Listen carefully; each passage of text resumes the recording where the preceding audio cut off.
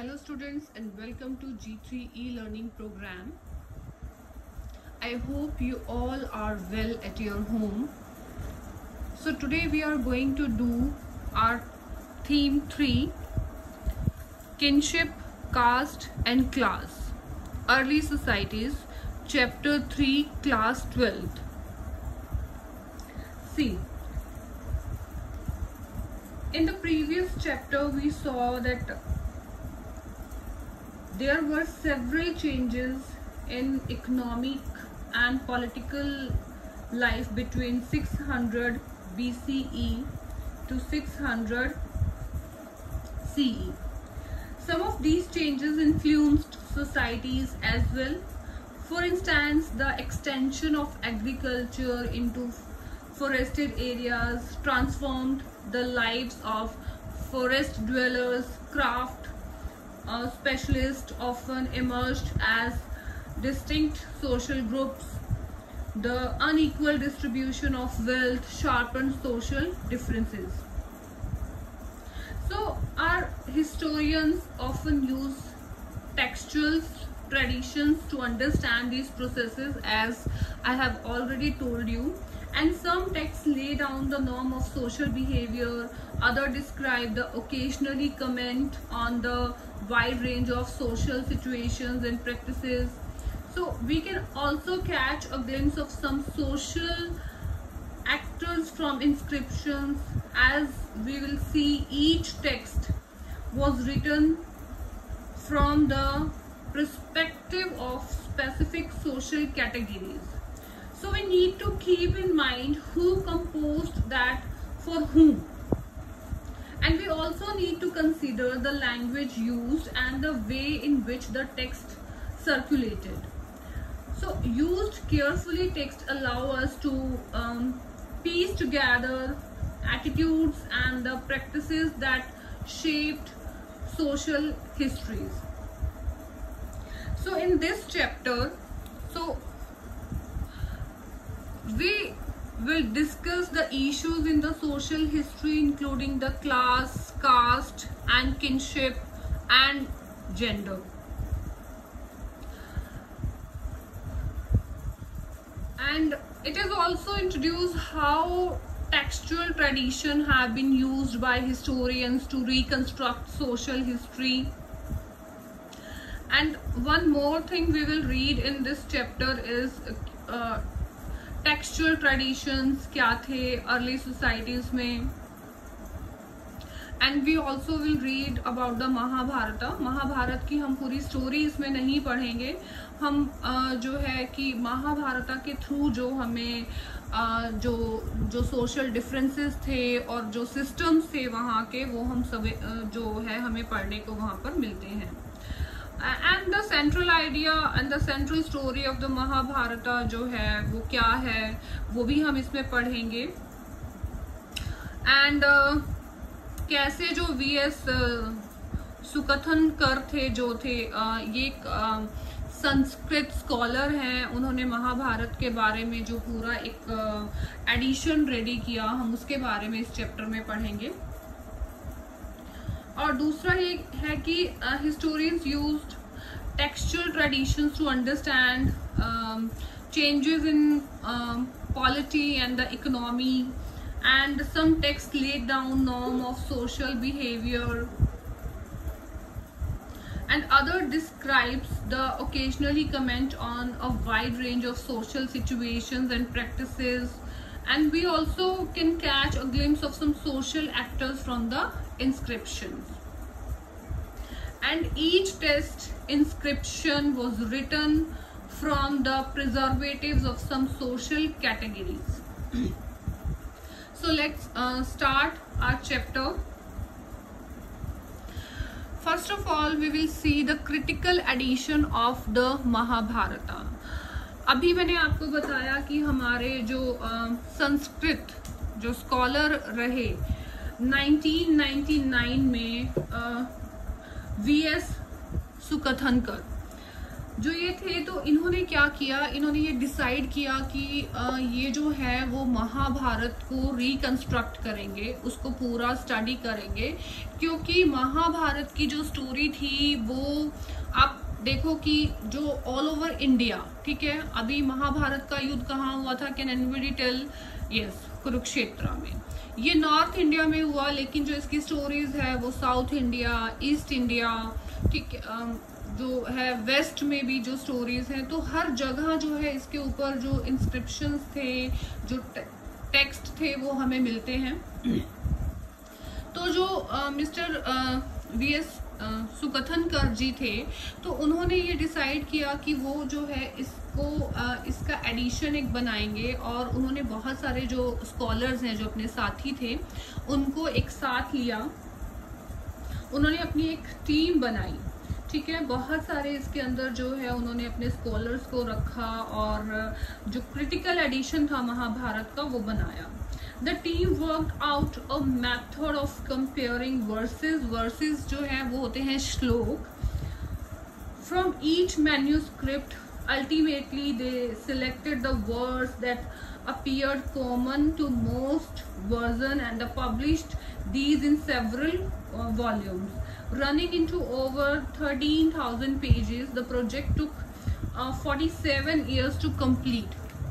47 years to complete, कि इनको 47 years लगे इसको कंप्लीट करने में। इन्होंने जो है ऑल ओवर इंडिया सभी जगह से ये वर्सेस उठाए, जो श्लोक थे ये उठाए, और उन्होंने एक 13,000 पेजेस की एक एडिशन को रेडी किया, जिसमें उन वर्सेस, जो कि ये जो वर्सेस थे जहाँ भी पूरे ऑल ओवर इंडिया जो कॉमन वर्सेस थे उनको उठा करके 13,000 पेजेस की जो एक बुक है वो बनाई, और उसमें जो है महाभारत का जो एडिशन है उसको उन्होंने लिखा, ठीक है, उसको मींस उसको एक साथ जो है एक पूरा एडिशन इसका रेडी कर दिया।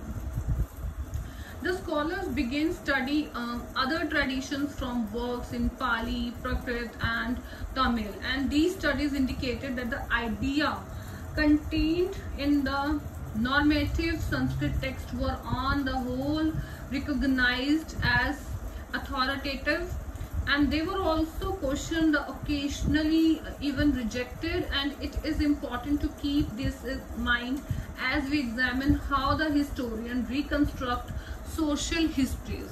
और इन सब जो वर्सेस से ना ये सब पता चला कि जो हमारे हिस्टोरियंस हैं उनको कितना हेल्प मिला ये एडिशन तैयार करने के बाद, जो हमारे उन्होंने रिकंस्ट्रक्ट किया हिस्ट्री को, और हिस्ट्री के बारे में पता लगाया कि उस वक्त पर जो है क्या क्या प्रथाएं थी, क्या क्या जातियाँ थी, बहुत सारे इवन सोशल की कैसे जो थ्रोन होते थे, लाइक राजगद्दी होती थी, उस पर किसका अधिकार होता था।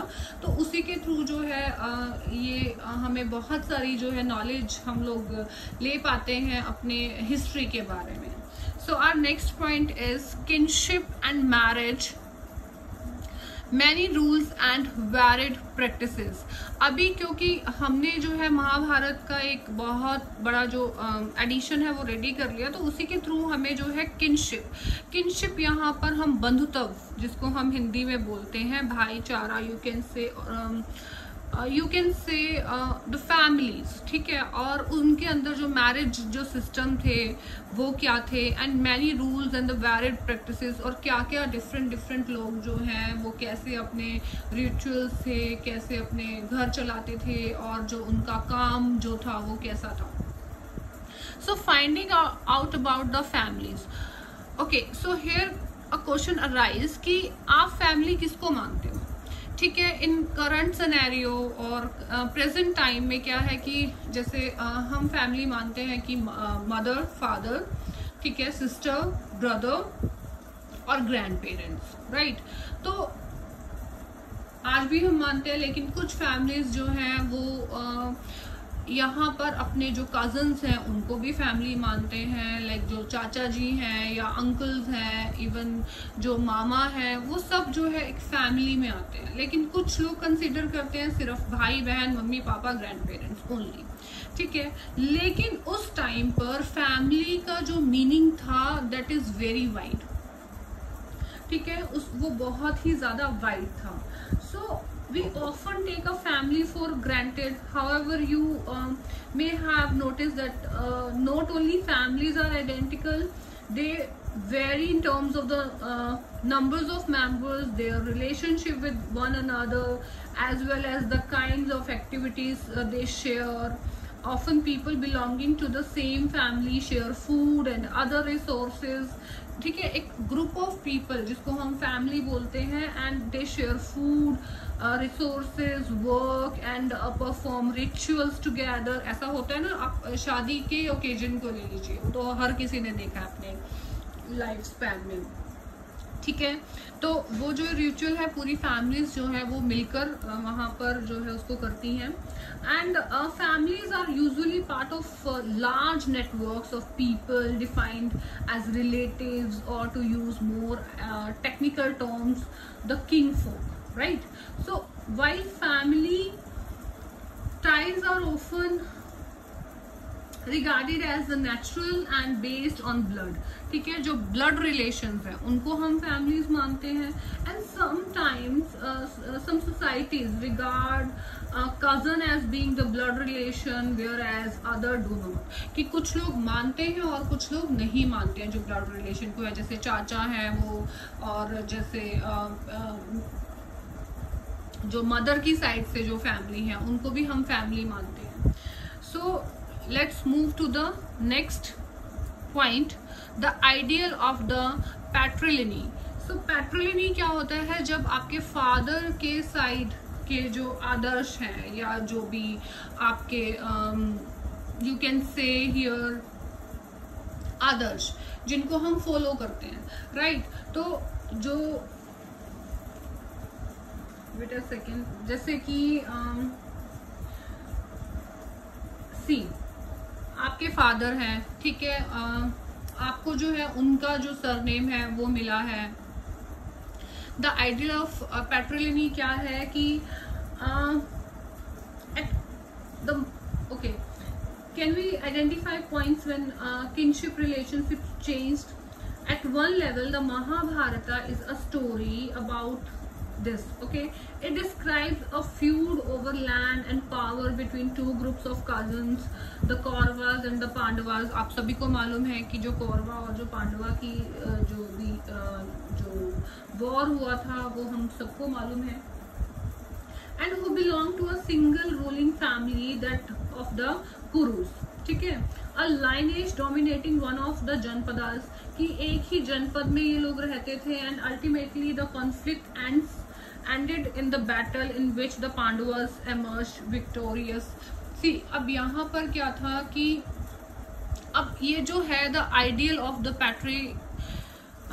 patrilineal जो है, ये इसको हम कहेंगे कि जो पिता है और उसकी जो संपत्ति है या जो उसके भी जितनी भी प्रॉपर्टी है वो सारा का सारा किसको मिलता है? सन को मिलता है।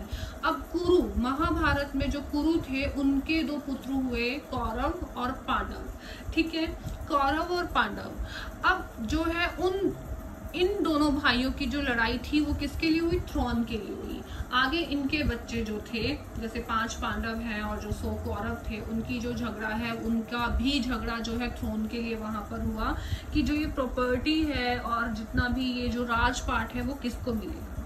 सो most ruling dynasty claimed to follow this system, सारे ही इस सिस्टम को फॉलो करते थे कि पिता की मिलेगी। और लेकिन हाँ, उस टाइम पर ये था कि जो बड़ा बेटा था उसको जो है जो राजगद्दी है दी जाएगी। इस चैप्टर में मैं जो रिलेट करूंगी स्टोरी को, हम सभी ने देखा है बाहुबली, यस, जो मूवी है बाहुबली, उसमें बहुत सारी चीजें हैं जो इससे रिलेट होती हैं। लाइक अभी जो भल्लाल का जो फादर थे, हालांकि वो क्या थे, वो एल्डेस्ट सन थे, ठीक है, अपने फादर के, लेकिन क्योंकि वो उनको फिजिकल डिसेबिलिटी थी तो उनको जो है वो थ्रोन नहीं दिया गया, उनके छोटे भाई को दिया गया। तो ऐसे ही जो है ना उस वक्त पर इनके लिए जो है बहुत ज्यादा झगड़े हुआ करते थे। देन आपका आता है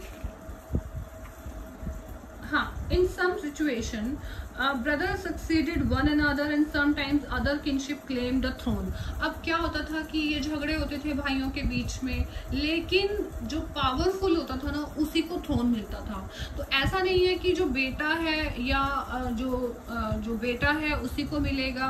कुछ जो रिलेटिव्स भी जो उस थ्रोन के ऊपर अपना क्लेम करते थे कि इस थ्रोन के जो असली हकदार हैं वो हम हैं.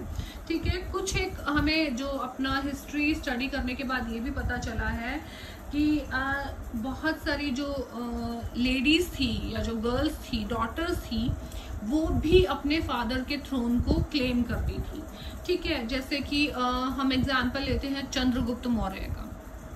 चंद्रगुप्त मौर्य की जो बेटी थी प्रभावती, ओके, तो उन्होंने भी जो है वो प्रभावती गुप्ता, वो भी अपने जो फादर की जो प्रॉपर्टी है और जो थ्रोन है उसको उन्होंने क्लेम किया था. और उनकी जो राजगद्दी पे चंद्रगुप्ता मौर्य के बाद जो है वो चंद्रगुप्ता सेकंड के बाद जो है वो राजगद्दी पर बैठी थी. रूल्स ऑफ मैरिज क्या है? 8 टाइप की जो मैरिजेस हैं वो हमारे ब्राह्मणों के द्वारा जो है वो बताया गया कि 8 टाइप की जो मैरिजेस हैं वो कर सकते हैं. लेकिन क्योंकि बहुत सारे जो लोग थे वो इनमें से जो 4 जो टाइप की मैरिजेस हैं उनको उन्होंने ठुकरा दिया, वो नहीं मानते थे. जो मेन थी वो मैं आपको बताती हूँ. टाइप्स ऑफ मैरिजेस में क्या था? Types of marriages,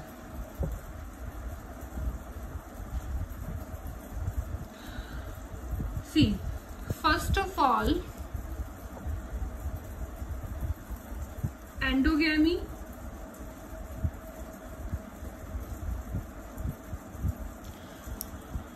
I hope it is visible to you all. Endogamy में क्या था कि it refers to the marriage within a unit.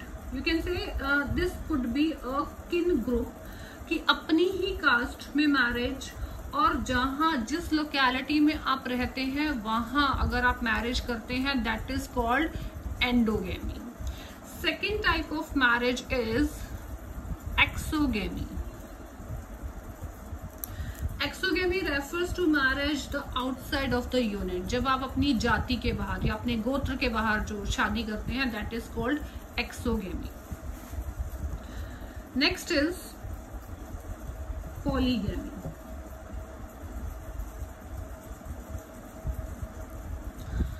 Polygamy is the practice of a man having several wifes. ठीक है. ये तो उस टाइम पर बहुत ज्यादा ट्रेंड में था कि जो राजा होते थे वो एक से ज्यादा शादियां करते थे. ठीक है. तो वो कहलाता था पॉलीगेमी. उस वक्त पे डिवोर्स का सिस्टम नहीं था, तो एक शादी की देन दूसरी वो कर सकते थे. जैसे ये जो है मुस्लिम्स हैं उनमें भी अभी भी जो है पॉलीगेमी का सिस्टम है, वो भी जो है उसको अपनाते हैं. And fourth type of is polyandry. Polyandry is a practice of a woman having several husbands. आपको द्रौपदी याद है? महाभारत से ही हमने देखा है द्रौपदी जो है उनके 5 हस्बैंड्स थे. तो उस टाइम पर ये जो मैरिज है पॉलीएंड्री, जो कि हमें द्रौपदी की मैरिज से हमें जो हम इसको समझ सकते हैं, तो उस वक्त पर ये भी जो है वो एक्सेप्टेबल थी. तो पॉलीएंड्री भी मीन्स एक से ज़्यादा जो हस्बैंड्स हैं वो भी जो लेडीज़ हैं उनके होते थे. तो these 4 types of marriages were considered at that time.